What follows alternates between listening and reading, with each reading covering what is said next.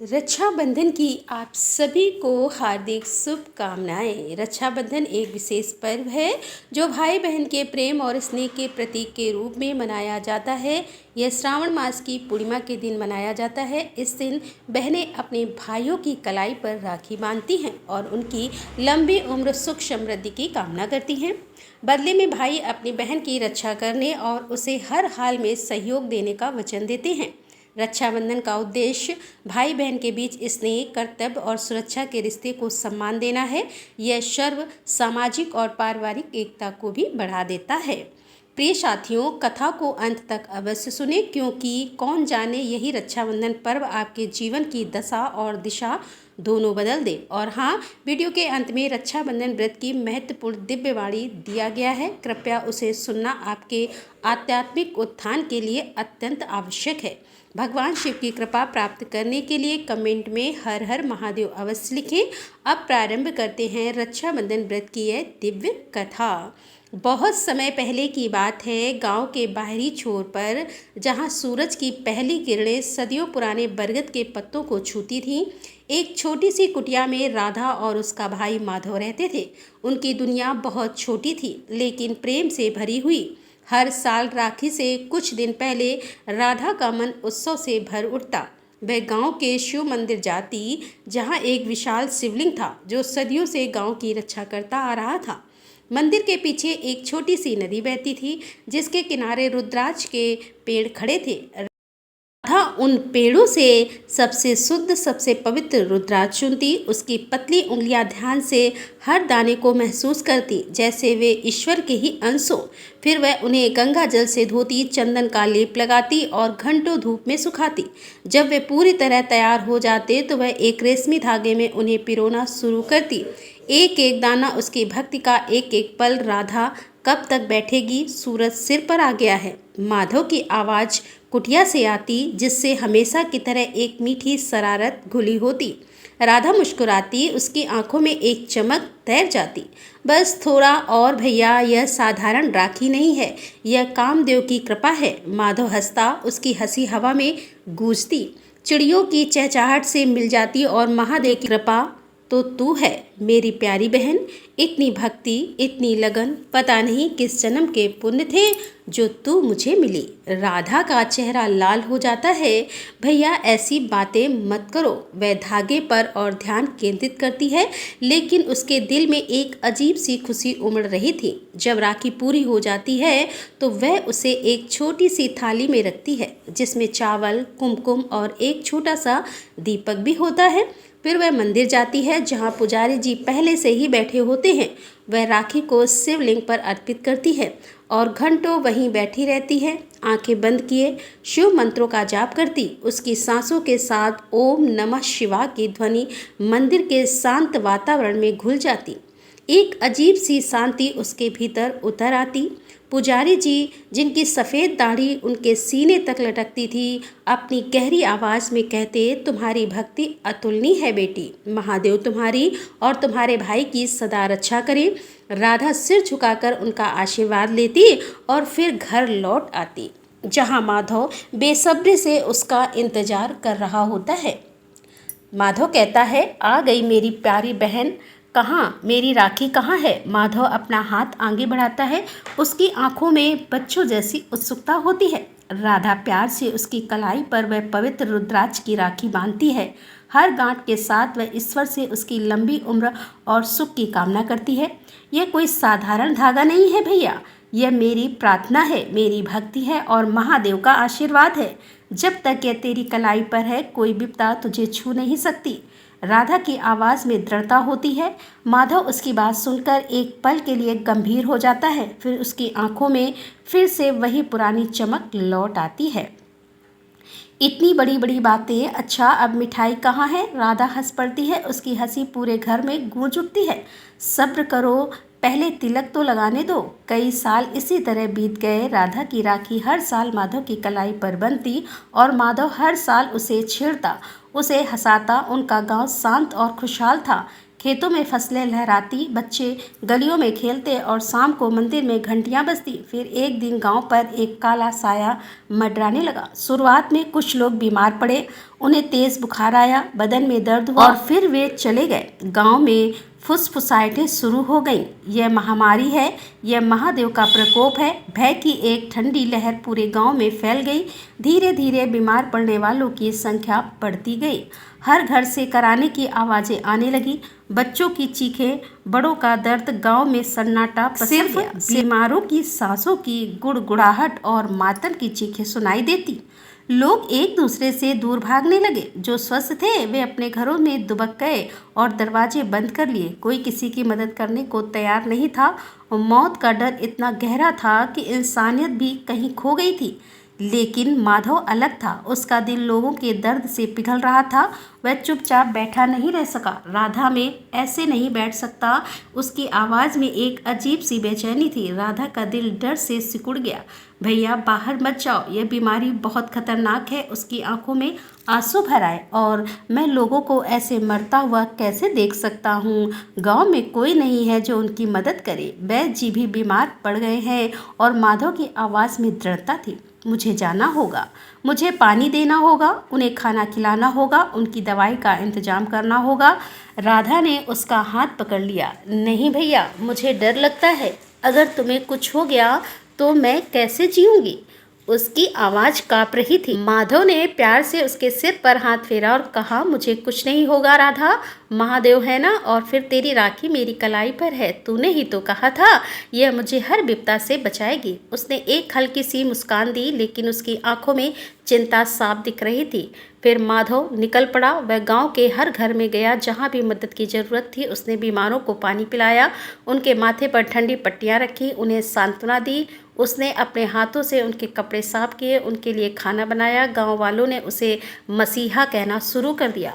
उसकी निस्वार्थ सेवा ने कुछ लोगों को हिम्मत दी और वे भी धीरे धीरे उसकी मदद करने लगे। राधा घर में अकेली बैठी हर पल महादेव से प्रार्थना करती कि उसकी आंखों में माधव की वापसी का इंतजार करती रहती। जब वह देर रात लौटता, थका हुआ, पसीने से लथपथ हो जाता, तो राधा उसे देखकर राहत की सांस लेती। भैया तुम्हें कुछ हुआ तो नहीं। वह हर बार पूछती। मैं ठीक हूँ राधा, बस थोड़ा थक गया हूँ। माधव मुस्कुराता, लेकिन उसका शरीर जवाब दे रहा था। उसकी आंखें लाल थी और चाल में लड़खड़ाहट आ गई थी। कई हफ्तों तक यही चलता रहा। माधव ने अपनी जान की परवाह न करते हुए गांव की सेवा की, लेकिन महामारी भी कम होने का नाम नहीं ले रही थी।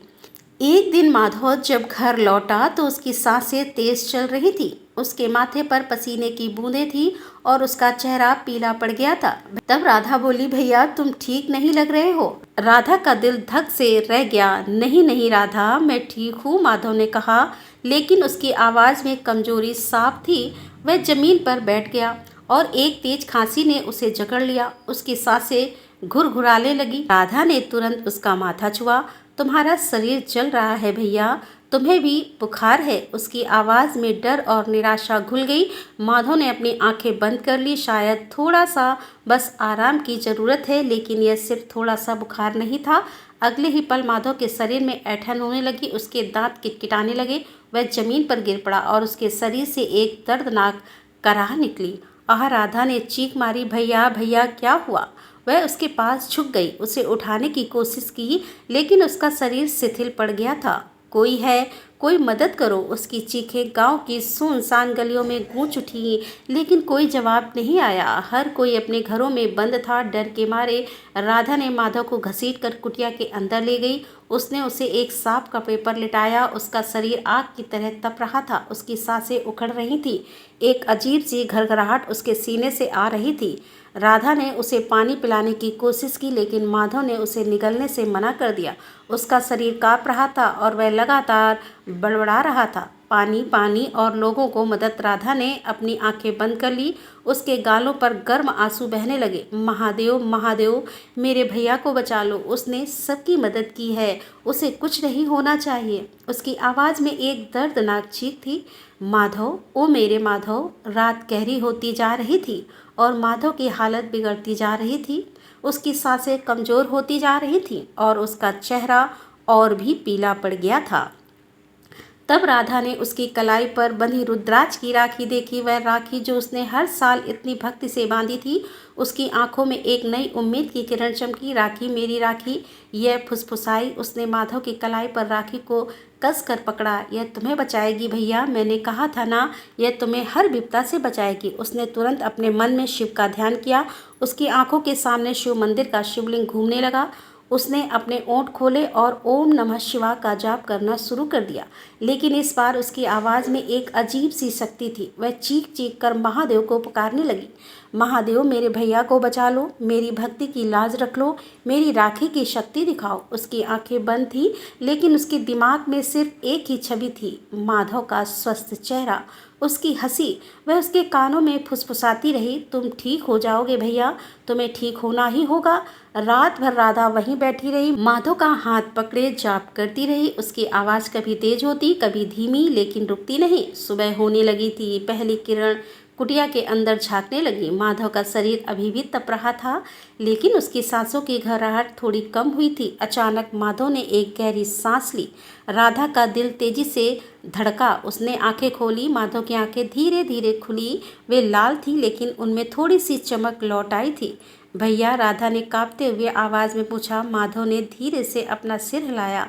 पानी। उसकी आवाज़ सभी भी कमज़ोर थी, लेकिन पहले से बेहतर थी। राजा ने जल्दी से पानी का लोटा उठाया और उसे पिलाया। माधव ने धीरे धीरे पानी पिया। अच्छा लगा। राधा ने उसका माथा छुआ। बुखार अभी भी था, लेकिन पहले जितना तेज़ नहीं था। तुम ठीक हो रहे हो भैया, तुम ठीक हो रहे हो।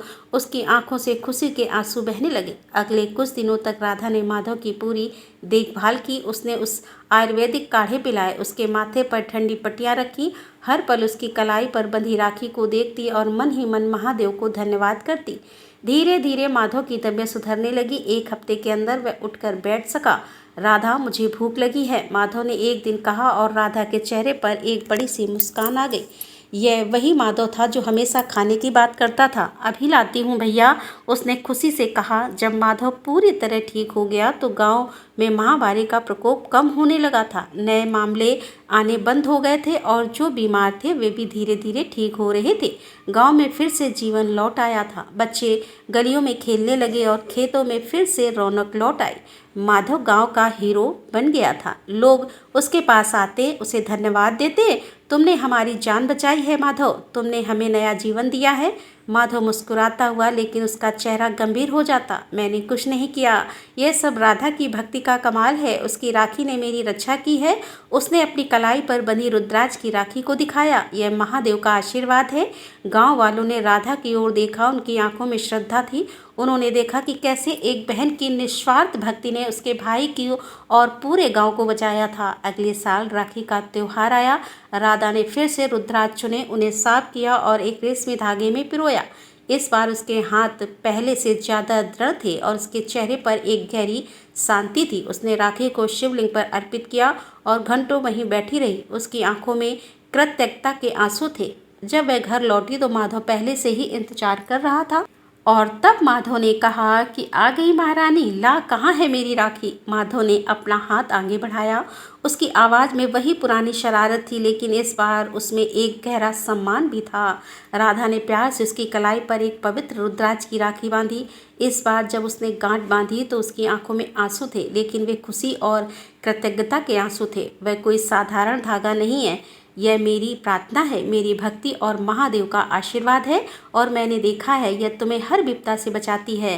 राधा की आवाज़ में एक अजीब सी गहराई थी। माधव ने राखी को देखा, फिर राधा की आंखों में देखा। हाँ राधा, मैंने भी देखा है, तुम्हारी भक्ति ने मुझे नया जीवन दिया है।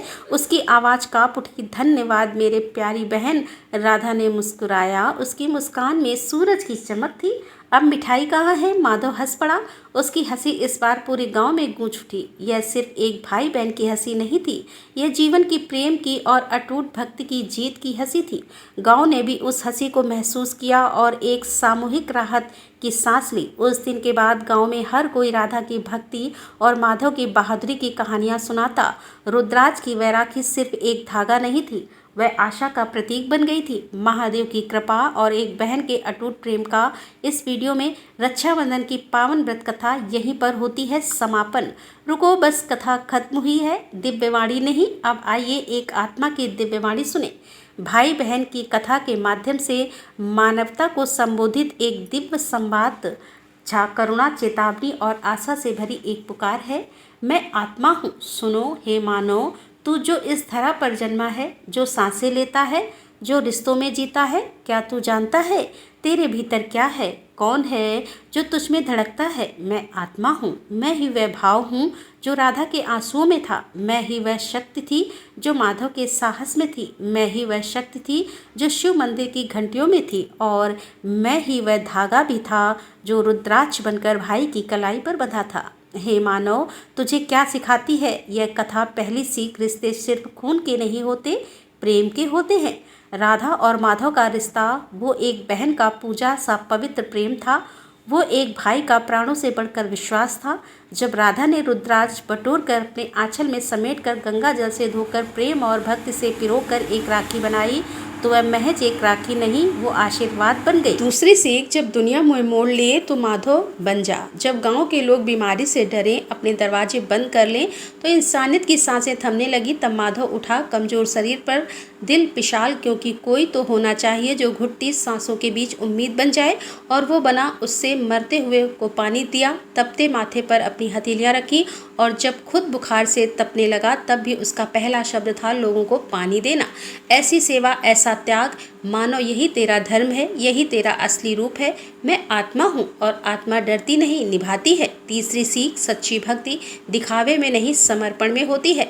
राधा का जाप ओम नमः शिवाय की वह ध्वनि जो रात भर गूंजती रही, जैसे हर मंत्र में उसके आंसू घुल गए हों, जैसे हर श्वास में महादेव को पुकार रही हो, मेरे भैया को बचा लो। क्या तू समझता है हे मानव, उसने सिर्फ प्रार्थना की थी? नहीं, उसने अपनी आत्मा से संवाद किया था। और आत्मा जब पुकारती है तो सृष्टि भी जवाब देती है। उस राखी में सिर्फ रुद्राक्ष नहीं थे, उसमें विश्वास था, शुद्ध प्रेम था और शिव की कृपा थी। भक्ति वही जो जीवन लौटा लाए। चौथी सीख, जब प्रेम सच्चा हो तो मृत्यु भी झुक जाती है। माधव मरने की कगार पर था, तपता शरीर कांपता, शरीर उखड़ती सांसें, राधा के आंसू जमीन पर गिरते थे तो जैसे धरती तक कांप उठती थी। उसने अपने छोटे से जीवन में सबसे बड़ी याचना की थी, भाई की जिंदगी की। और देखो चमत्कार, महादेव ने कुछ नहीं कहा, बस सुबह की पहली किरण भेजी जो उसकी प्रार्थना का उत्तर थी। माधव की सांसें लौटी, वो मुस्कुराया, वो बोला और वह जी गया। पांचवी सीख, तू अगर राधा बन जाए तो तू पूरी सृष्टि बचा सकता है। राधा ने ना रोब दिखाया, ना शक्ति जताई, उसने किसी को दोष नहीं दिया, बस बैठी रही, भैया का हाथ पकड़े रही, जाप करती रही, भक्ति करती रही। और जब आत्मा की पुकार सच्ची होती है तो ईश्वर भी झुक जाते हैं। आज इस कथा को सुनते हुए तू क्या कर रहा है हे मानव? क्या तुझ में अब भी संवेदना बाकी है? क्या किसी की पीड़ा देखकर तेरे भीतर भी माधव जैसा दर्द जागता है? या तू भी दरवाजा बंद कर डर में सिमट जाता है? मैं आत्मा हूँ, तेरे भीतर भी हूँ। तू जब किसी को गले लगाता है, किसी का हाथ थामता है, किसी के लिए प्रार्थना करता है, तब मैं जिंदा हो जाता हूँ। तू जब किसी भूखे को खाना देता है, बीमार की सेवा करता है, अनाथ को अपनाता है, तब तू माधव बन जाता है। तू जब किसी के लिए बिना दिखावे आंखें बंद कर प्रार्थना करता है, तब तू राधा बन जाता है। तो हे मानव, कभी राखी का धागा सिर्फ धागा मत समझना, कभी बहन के हाथ की गांठ को हल्के में मत लेना, कभी किसी की प्रार्थना को नज़रअंदाज मत करना, क्योंकि वहाँ एक आत्मा बोल रही होती है। कभी किसी की सेवा को छोटा मत समझना, क्योंकि वह सेवा नहीं, तेरे भीतर के माधव का काम है। कभी मंदिर की घंटियों को यूं ही मत सुनना, क्योंकि वहाँ राधा की पुकार छुपी होती है। अंत में जब अगली बार राखी आए तो एक बार जरूर सोच लेना कि वो धागा सिर्फ रक्षा का नहीं, तेरे जीवन की रीढ़ बन सकता है। वह तुझे मौत के मुंह से खींचकर फिर से जीना सिखा सकता है, क्योंकि राखी सिर्फ एक धागा नहीं, वह भक्ति, प्रेम और आत्मा की शक्ति है। और मैं आत्मा हूँ, तेरे भीतर ही हूँ, बस जाग जा। मित्रों, इस वीडियो में रक्षाबंधन पर्व की पावन कथा यहीं पर समापन होती है। हम कामना करते हैं कि भगवान शिव की कृपा बनी रहे, आपके जीवन में सदैव सुख, शांति, समृद्धि हो और सकारात्मक ऊर्जा का संचार होता रहे। यह विशेष दिन न केवल भक्ति भाव से भर देता है, बल्कि हमारे जीवन में एकता, प्रेम और आस्था का संदेश भी लेकर आता है। रक्षाबंधन पर्व की कथा को सुनने के लिए हृदय से धन्यवाद। कृपया अपने विचार और अनुभव कमेंट में अवश्य साझा करें और हर हर महादेव लिखना ना भूलें।